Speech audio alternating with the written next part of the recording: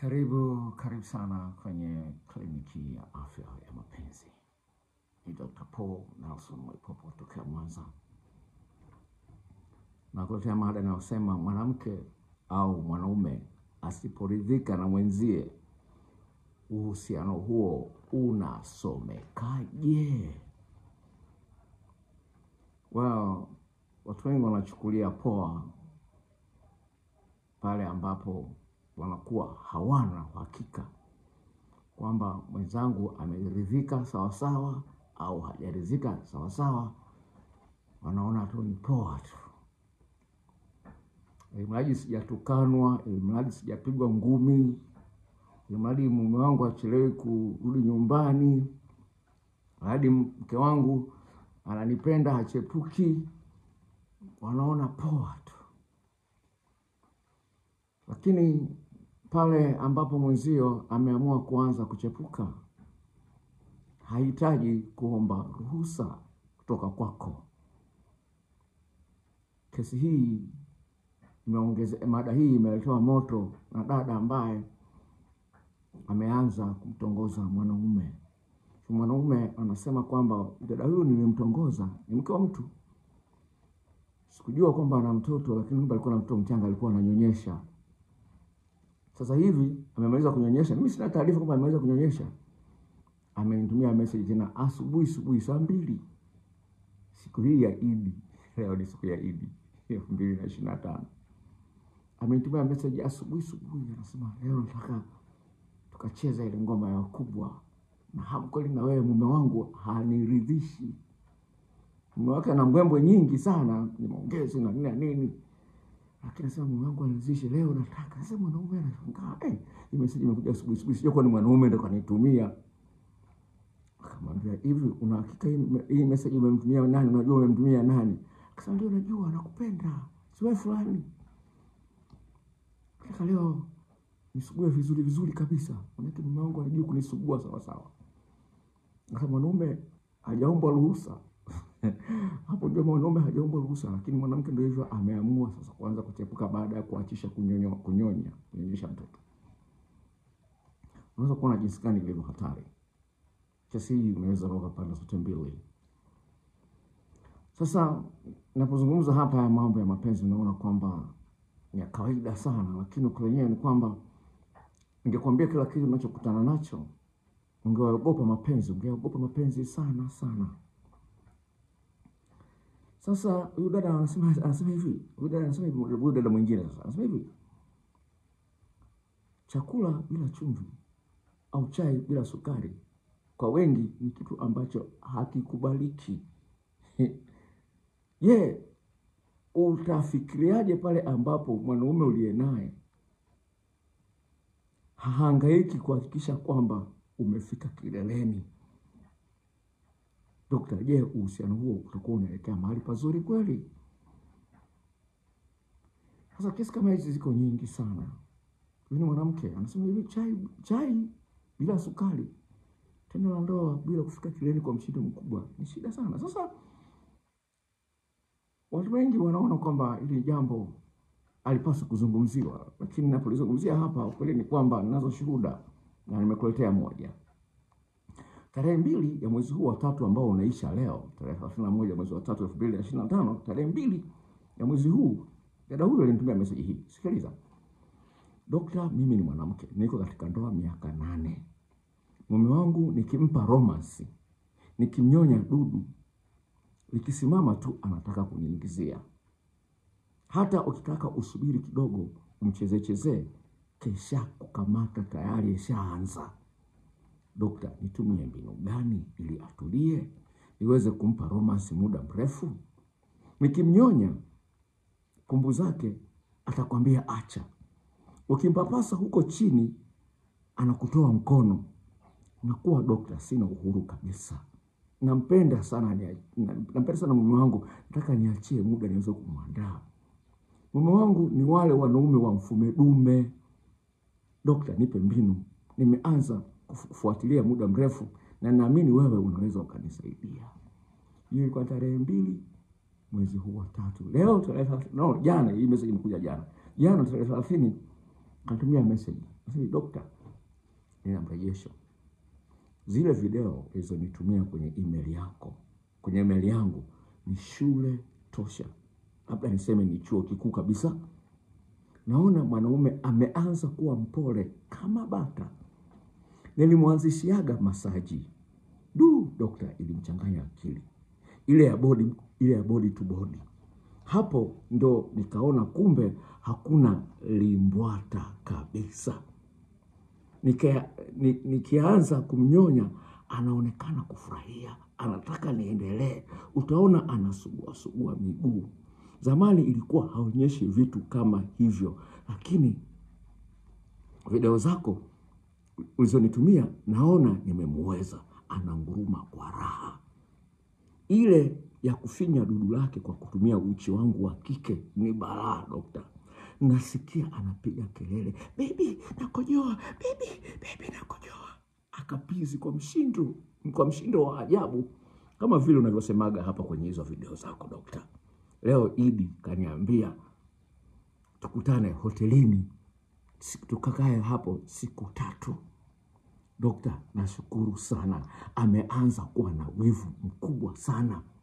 Kumbe wanawake wengi tulidhania tunajua, kumbe si lolote. Nilikuwa na kurupuka tu, kumbe nilikuwa sijui chochote. Ni mtu ambaye alikuwa hajali, japo ana pesa za kutosha, lakini sasa ni faya tupu. Tayari keshaanza kuropoka ahadi nzito kubwa mno. Dokta, nakushukuru sana. Unaweza kuona jinsi gani dada huyu, ukimwangalia kwenye profile yake ya WhatsApp, ni mzuri. Sawa, tunaweka glass zake, ni mzuri. Lakini sasa mwanaume alikuwa ameshaanza kumchoka. Sasa hivi naposema kwamba mwanamke na mwanaume asiporizika, uhusiano huo unasomekaje? Sikiliza hii.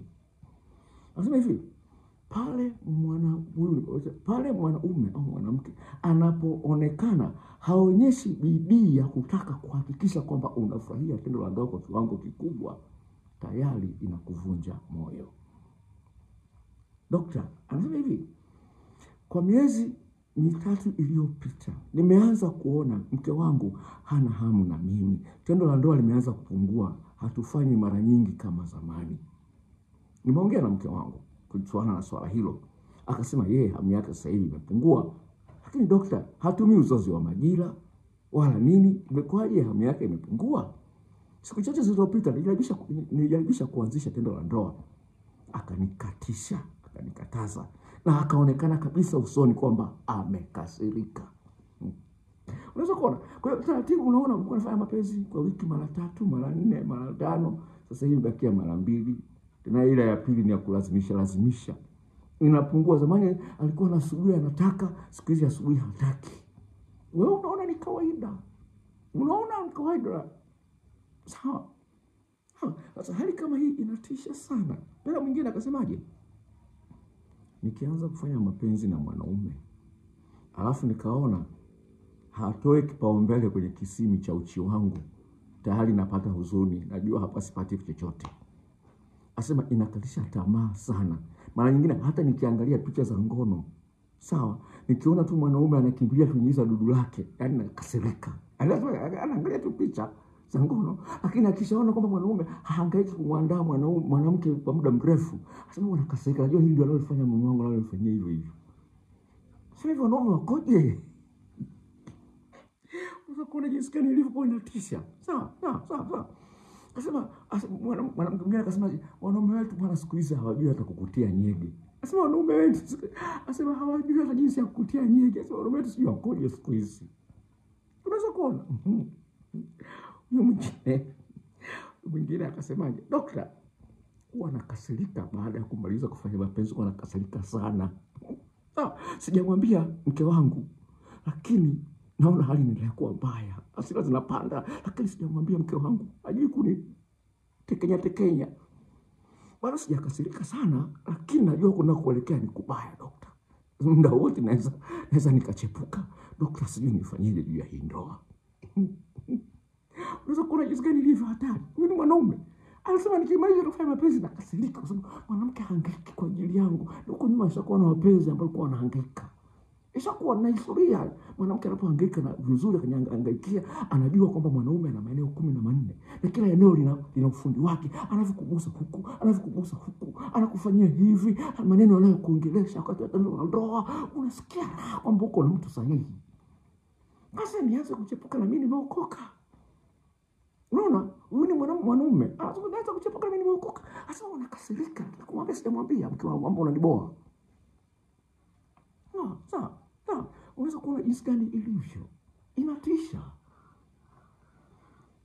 Sasa nachozungumza hivi. Asilimia kubwa unasubiri uambiwe, ulalamikiwe, ndio shtuke.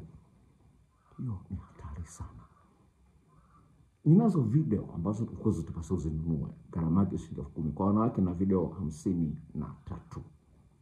Kwa wanaume na video 42. Sasa kwa nini ziko nyingi kwa upande wa wanawake? Ni kwamba mwanamke katika mwili wake kuna maeneo 17 ambayo yana misho mingi ya mishipa fahamu. Kila eneo lina ufundi wake. Ndio maana video ziko nyingi 53. Wanawake video za mwanaume kumwandaa mwanamke ziko 42. Mwanamke ana maeneo 10. Mwanaume ana maeneo 14 ambayo yapasa ayaandae. Sasa kutokana na ukweli ni kwamba asilimia kubwa ya wanaume wanaochepuka, asilimia kubwa ya watu wanaochepuka katika ya ndoa ni wanaume. Kwa hiyo nimewapa mzigo mkubwa wanawake video 53 kwa sababu Mungu amewapa title, cheo cha kuitwa hawa ni wasaidizi. Sawa, wasaidizi. Kwa hiyo nimewatengenezea video nyingi 53 na kuna nyingine kama 7 mpya ambazo nimeweza kuziandaa leo. Nitaziongezea ziweze kufika hata kwenye 60. Na kwa hili ni jambo ambalo napenda kuambia kwamba Biblia imesema kwamba pasipo maarifa watu wanaangamia, haitabadilika. Sijui dini nyingine wanasemaje kuhusiana na maarifa, lakini maarifa ni kitu cha msingi sana. Unajua ni nini? Kujenga unahitaji ufundi. Pime hapa dirisha futi ngapi, sijui mlango futi ngapi tu, fali sijui kaaje. Unahitaji ufundi, lakini kubomoa huhitaji ufundi, ni ngongo unabomoa. Sasa wewe unabomoa ndoa yako au unaijenga? Kama una ufundi, hii ni kliniki ya afya ya mapenzi. Tuwasiliane. Kama unataka kuona shuhuda, ingia kwenye page yangu ya Instagram na kuandikia hapo chini page yangu ya Instagram. Ingia uone shuhuda, screenshot. Hii ya dada ambaye anasema mume wake ni wa mfumo dumu, vile nitaweka kwenye Instagram. Lakini baadaye kidogo naelekea kanisani na kipindi fulani na kikao kanisani. Bye bye. God bless you very much.